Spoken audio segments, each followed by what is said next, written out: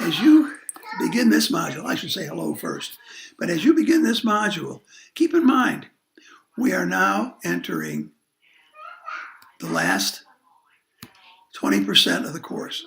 That's got to be quite surprising to you because it seems like, I'm sure, as it does with me, that it just started.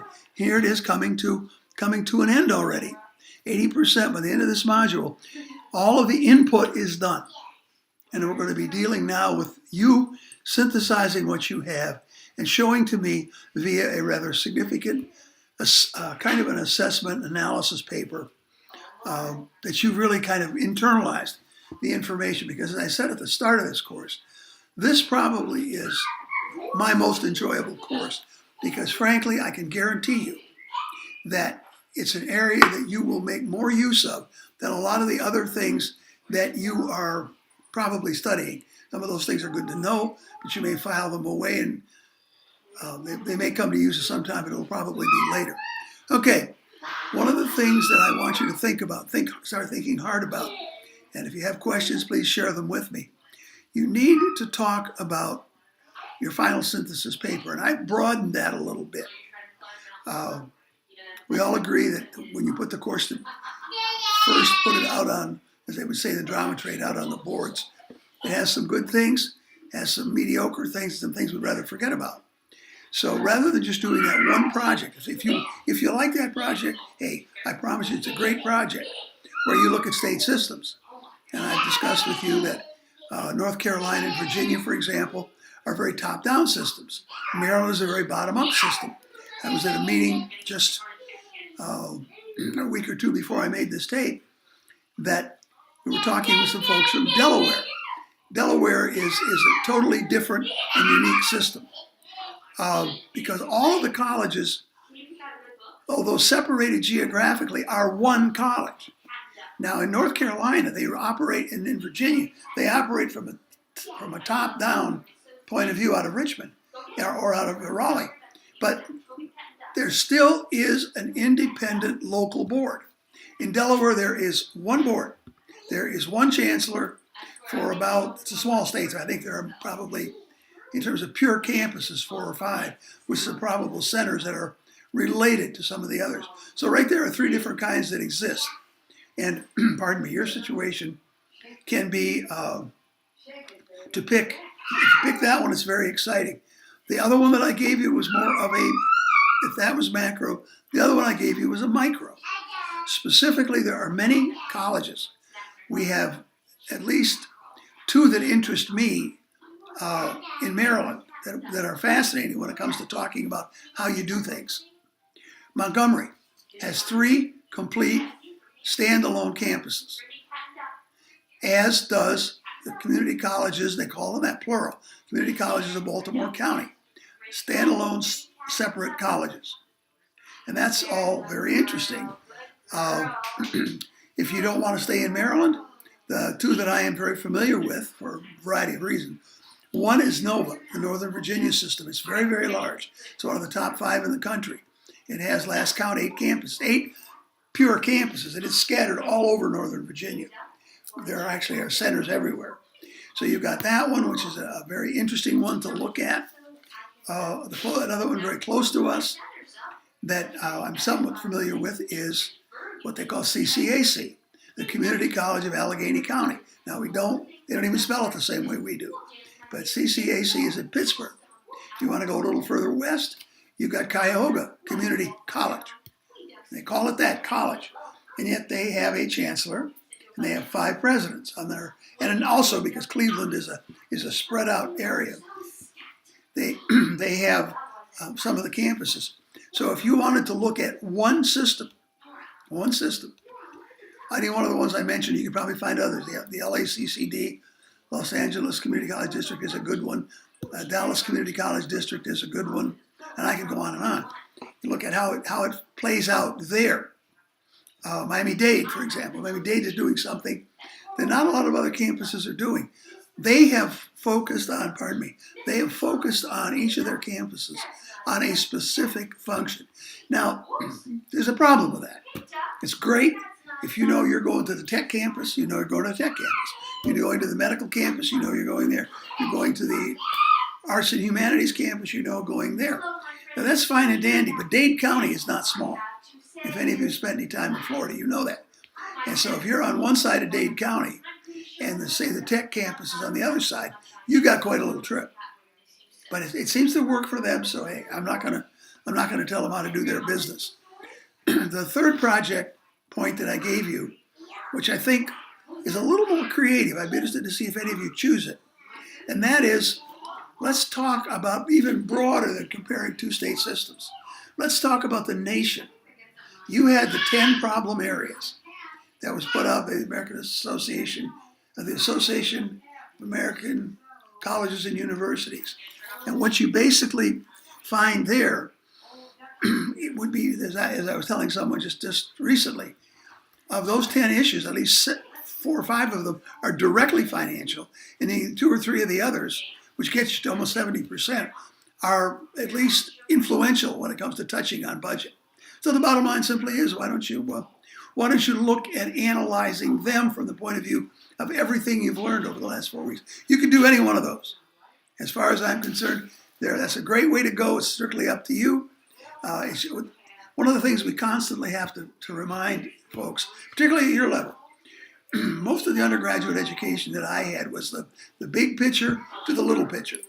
They thought they were going to fill me up, and that was fine. Most of it I paid attention to and sorted it out and used that which I wanted to.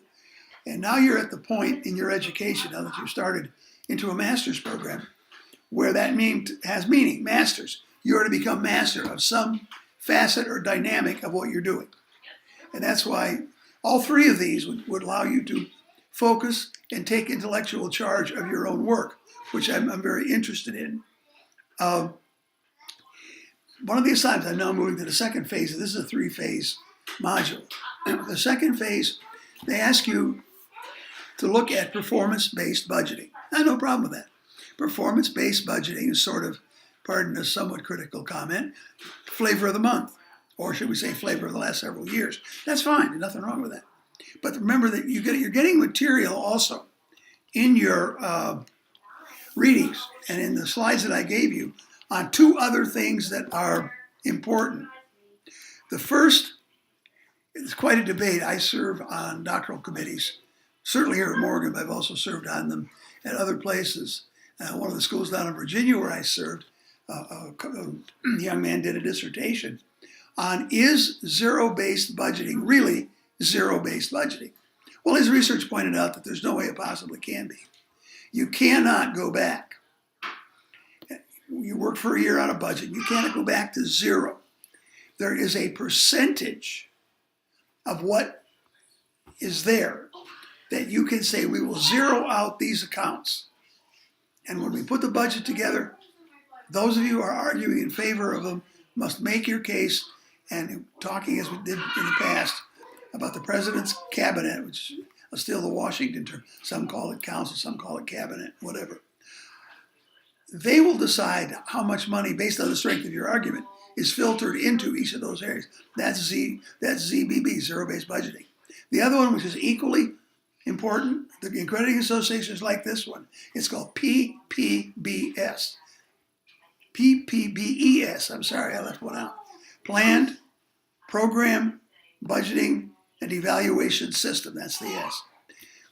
That's one that puts a lot more emphasis on outcomes. That's the one that marries itself very, very well to what we talked about back in Module 3 when we talked about the scorecard. If you're using a PPBES, try saying that quick, system, you look at that area of the elements of the scorecard, and that your plan builds into that. The elements in our program, some of which are degree related, some are training related, some are related to student success issues, some are related to effective resource development, and on and on. And then you do the evaluation, and then it becomes a system. That stuff feeds back into your institutional budgeting process. It's pretty exciting. So when you're looking at program budgeting, that's only one dimension. And I think I said program, I mean performance-based. Because it's the same, it's got a lot to do with the scorecard. Because Your performance is tied to what you put into the scorecard and what the President's Council and subsequently the board and maybe even the state agreed to give you money to work with. So that in and of itself is pretty good. I think it gives you, this module is the one that's really getting you, you're proverbially around the launching pad. And 5 gets you off the launching pad. And the point is I've made it, I know I made it in the big overview statement we did before we started the course. And I think I've said a little bit about it in each of them. The first 4 are input. And I'll give you input, a lot of input. But I expect you, as the good thinkers that you've proven to be, that you will select and use that which you find most immediately useful to your future. When I do a career development course, I do a 3-5-7 model. Okay, you finished your degree. You're now viewing the world out there. And the question becomes, where do I want to be in 3 years? Where do I want to be in 5 years? Where do I want to be in 7 years? Anyone who does talk, used to talk all the time about 10-year planning. Just think back to 10 years. Think back to 2009. How much would we have predicted in 2009 what we now see in operation in 2019? It's just being a little impractical, unrealistic to say you can go back 10 years. 5 is even kind of shady. Okay, the slides that we have in here are mainly designed to give you some more tools to work with. And I think they're good tools. I'm going to segue just a little bit because I'm not making an announcement. I'm going to do one of these on 5, not input. There's one piece, so I lie a little bit. There's one piece that is somewhat input, but it's not so much input as it is providing you with a tool. There was an American Futures Society. Future Society got started, believe it or not, Anne Arundel Community College, right here in Maryland. It's been around for at least 30 years. And they've given you 3 alternate scenarios to look at. And what you're going to need to do, there's my granddaughter, great-granddaughter speaking to you again saying, Grandpa, hurry up, I want to play. Anyway, the issue becomes, which of these scenarios do you think is more realistic? How are you going to do that? Well, your synthesis paper is going to be comparing 2 systems, doing a micro comparison within a larger system, or looking at the issues. And those slides will be the most helpful when you're looking at those issues. So I enjoy doing this. I love to hear the sound of my own voice. What teacher doesn't? But it's been great. I hope you find these useful. And as always, I didn't end the 4th module on it. I should have. Remember, the only question we can't deal with is the one that I don't know exists. I'm not being egotistical. I just have great faith in your ability in collaboration, maybe with your mentor or with other members of your cohort and me, and solving just about anything you're going to face. It's been great looking at you through a screen, but now I just have to wait for you to give me all your feedback. Thank you.